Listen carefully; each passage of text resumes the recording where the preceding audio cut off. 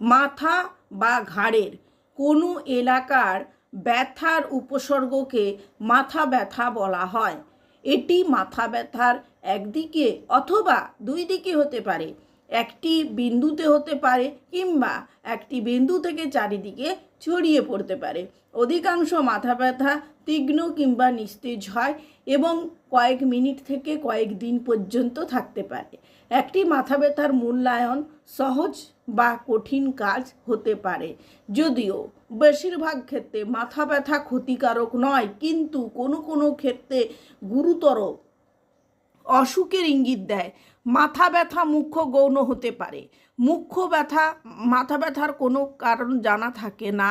আবার মাথা ব্যথা যখন অসুখের কারণ হয়, যা থেকে মাথার ভেতরের কোনো ট্র্যাকশন বা প্রদাহ হয়। বিভিন্ন প্রকারের মাথা ব্যথার লক্ষণ নির্দিষ্ট হয়, সেইভাবে অন্যান্যভাবে ঘটে। সুতরাং এর জন্য চিকিৎসকের প্রয়োজন। যদি আপনি দীর্ঘদিন মাথা ব্যথায় ভুগছেন, অবশ্যই আপনার ট্রিটমেন্টের প্রয়োজন আছে। আমি বিভিন্ন প্রকার মাথা ব্যথা নিয়ে কিন্তু কথা এখানে বলবো।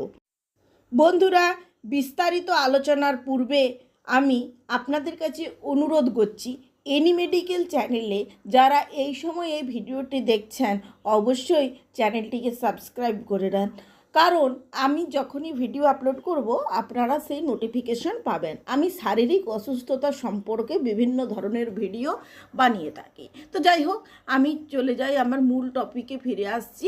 বিভিন্ন প্রকারের মাথা ব্যথা বিভিন্ন ধরনের চরিত্রগত নির্দেশ থাকে। মাথা ব্যথার ধরন শনাক্ত করেন ডাক্তারবাবু। তার জন্যই বলছি, দীর্ঘদিন যারা দেখছেন মাথা ব্যথা হচ্ছে, অবশ্যই চিকিৎসকের শরণাপন্ন হন। মাথা ব্যথা কী জন্য হয় দেখুন। মাইগ্রেনের কারণে হতে পারে। মাইগ্রেন বংশগত রোগ। মাইগ্রেন হওয়ার আগে একটি সম্পূর্ণভাবে প্রতিবর্তনযোগ্য স্নায়বিক উপসর্গ দেখা দেয়, যা চাক্ষুষ দেখা যায় বা অনুভব করা যায়। মাথা ব্যথা ধীরে ধীরে বাড়তে থাকে, তারপর কমতে থাকে, যাকে অরা বলা হয়। এগুলো হলো আরও চিহ্নিত করা যায় বিভিন্ন মাত্রার পুনরাবৃত্তি, মাথা ব্যথা দিয়ে, আলোর প্রতি সংবেদনশীলতা দিয়ে, ঘুমের বিঘ্নর ধরন দিয়ে, মানসিক অবসাদ দিয়ে সেগুলো কিন্তু গণ্য করা হয়। টেনশনের মতো মাথা ব্যথা, অনেক মানুষেরই তো চাপ আছে। এটি মাথা ব্যথার খুব সাধারণ একটি রূপ, যা জীবনকালে প্রায় 80% সময় হয়ে থাকে এই টেনশনের জন্য। এই নিস্তেজ মাথা ব্যথা সাধারণত মাথার দুই দিকে হয়। এটি তীব্র, খুব কম, মাঝারি হতে পারে। এই মাথা ব্যথা মাঝে মাঝে ঘন ঘন বা দীর্ঘস্থায়ী হয়। এবার যেটা আমি আলোচনা করব সেটা হলো ক্লাস্টার মাথা ব্যথা। ক্লাস্টার মাথা ব্যথা হঠাৎ শুরু হয়, মুখমণ্ডলের মধ্য এবং উপরিভাগ দিয়ে চোখের চারপাশে ব্যথা হয়। এইটা হচ্ছে 1 থেকে 8 দিন এই ব্যথা চলতে পারে। সপ্তাহে 1 সপ্তাহ 2 সপ্তাহ পর্যন্ত চলতে পারে। মাঝে মাঝে এই মাথা ব্যথা একদমই থাকে না, আবার শূন্য হয়ে যায়। ক্লাস্টার মাথা ব্যথা না অনেক সময় কি হয় জানেন, ঘড়ির অ্যালার্মের মতো 24 ঘন্টা পর পর হয়। এই ব্যথা হলে জানেন চোখে জল, নাকে জল হয়ে থাকে, অনিদ্রা হয়। সাইনাসের মাথা ব্যথা। এই মাথা ব্যথার সাধারণ লক্ষণগুলি হলো মুখমণ্ডলে ব্যথা, চাপ ভাব, নাক বন্ধ, সাইনাস এবং তার সাথে মাথা ব্যথা। ভাইরাস বা ব্যাকটেরিয়ার সংক্রমণের পর সাধারণত এই ব্যথা দেখা যায়। নাক বা থেকে ঘন সর্দি পড়ে এবং গন্ধের অনুভূতি কমে যায়, একেবারেই থাকে না। মুখমণ্ডলে ব্যথা থাকে, জ্বর ভাব থাকে। অ্যান্টিবায়োটিক নিলে 1 সপ্তাহের মধ্যে কিন্তু অসুখটা সেরে যায়। বজ্রপাতের মতো মাথা ব্যথা এরকম হয়। এই গুরুতর তীব্র ব্যথা হঠাৎ শুরু হয় ধীরে ধীরে। একটি মুখ্য এবং গৌণ হতে পারে।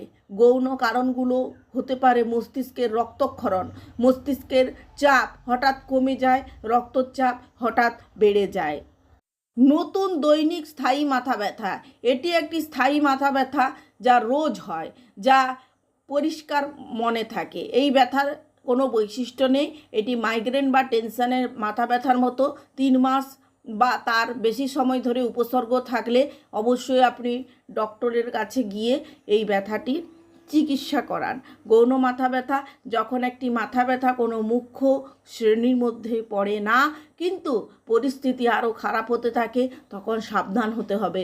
অন্তর্নিহিত কারণটি খুঁজে বার করার জন্য আপনার একটি ডক্টরের অবশ্যই দরকার সাহায্যর। দেখুন, মাথা ব্যথা জীবন ধারণার পরিবর্তন করে, যে লাইফস্টাইল আমাদের চলছে তার পরিবর্তন করেও কিন্তু মাথা ব্যথা সারানো যায়। যেহেতু মাথা ব্যথা খুব সাধারণভাবে জীবনধারা এবং অভ্যাসের সাথে সম্পৃক্ত, তাই মাথা ব্যথা না হতেও দেওয়ার সর্বোত্তম উপায় হলো জীবনধারাতে ছোট ছোট পরিবর্তন করা। সেগুলো কি? নিয়মিত ঘুম, নিয়মিত আহার, নিয়মিত শরীরচর্চা খুব প্রয়োজন। এগুলো মাথা ব্যথা শুরু করতে পারে এমন সব কিছুকে এড়িয়ে চলা, চাপ নিয়ন্ত্রণ করা, ওজন হ্রাস করা, ক্যাফেন পরিহার করা, এই জিনিসগুলো কিন্তু করতে হবে। এগুলো হলো ঘরোয়া ছোটোখাটো টুকিটাকি টিপস। আর মাথা ব্যথার ধরন সম্পর্কে তো আমি আপনাদের কাছে আলোচনা করলামই। যাই হোক বন্ধুরা, এই টিপস অ্যাপ্লাই করার পরেও দীর্ঘদিন যদি আপনি মাথা ব্যথায় ভুগছেন, অবশ্যই ডক্টরের শরণাপন্ন হন। আজকের ভিডিওটি আবার আপনাদের কেমন লাগলো আমাকে জানাতে ভুলবেন না। বন্ধুরা, ভিডিওটি লাস্ট পর্যন্ত দেখার জন্য আপনাদের জানাই অসংখ্য ধন্যবাদ। ঈশ্বরের কাছে আপনাদের সকলের শারীরিক সুস্থতার কামনা করে ভিডিওটি আমি এখানেই শেষ করছি। পরের দিন দেখা হবে নেক্সট কোনো টপিকের সাথে।